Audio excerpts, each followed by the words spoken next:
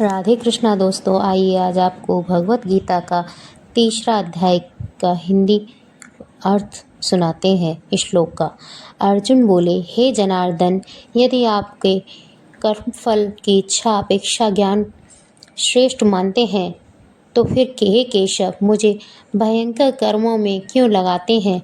आप मिले हुए वचनों से मेरी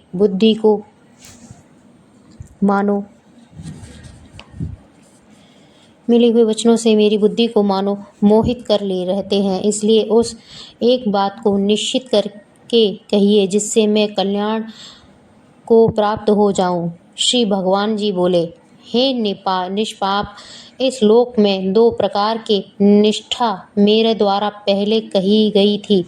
उसमें से सांख्य योगिनियों की निष्ठा तो ज्ञान योग से और योगिनियों की निष्ठा कर्म योग से होती है। मनुष्य न तो कर्मों का आरंभ किया बिना निष्कर्मता को यानी योनि निष्ठा को प्राप्त होता है और न कर्मों के केवल त्याग मात्र से सिद्धि यानी संख्या निष्ठ को ही होता है।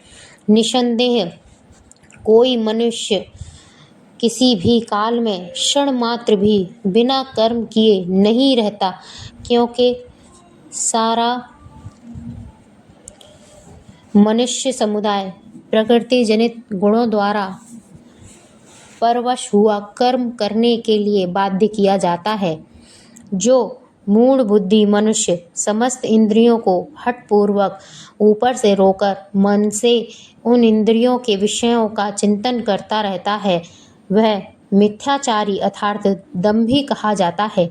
किंतु हे अर्जुन, जो मनुष्य मन से इंद्रियों को वश में करके अनासक्त हुए समस्त इंद्रियों द्वारा कर्म योग का आचरण करता है, वही श्रेष्ठ है। तू शास्त्र विदित कर्म व्यकर्म कर, क्योंकि कर्म न करने की अपेक्षा कर्म करना श्रेष्ठ है तथा कर्म न करने से तेरा शरीर निर्वाह भी नहीं सिद्ध होता। यज्ञ के निमित्त किए जाने वाले कर्मों से अतिरिक्त दूसरे कर्मों में लगा हुआ ही यह मनुष्य समुदाय कर्मों से बंधता है।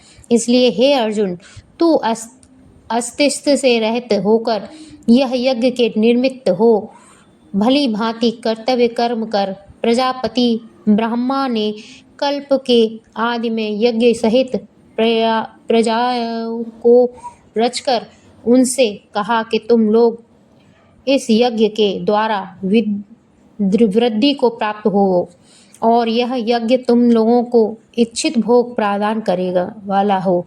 तुम लोग इस यज्ञ के द्वारा देवताओं के उत्पत्ति करो और देवता तुम लोगों के उत्पन्न करें।